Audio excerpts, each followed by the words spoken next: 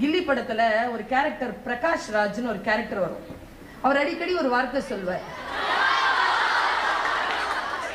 அதான் நமக்கு அதான் ஞாபகம் இருக்கு பாரு. அவர் ஒரு வார்த்தை சொல்லுவாரு. நான் அந்த பழனிவேல் சாருக்கு சொன்ன வார்த்தை என்ன தெரியுமா? அதெல்லாம் நீயே சொல்ற,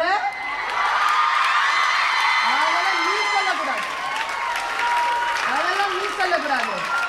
நான் அழகா இருக்கிறேன்னு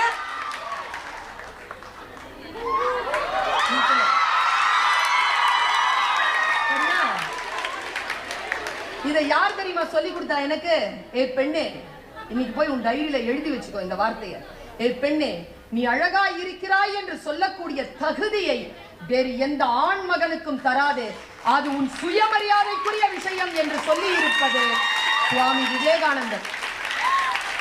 சுவாமி விவேகானந்தர் சொல்றார், நான் அழகா இருக்கிறேன்னு எனக்கு முன்னால எவனாவது சொன்னா என் சுயமரியாதையை அவன் குறைக்கிறான் என்று பொருள்.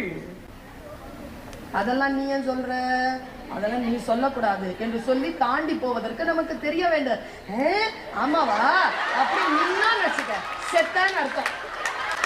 இந்த மொழிதான் நமக்கு புரிய வேண்டும். இன்னும் ஒரு WCCல இதை சொல்லலாமான்னு எனக்கு தெரியல. நான் வர்றது SIT காலேஜ்ல இருந்து, சொல்லலாமான்னு தெரியல.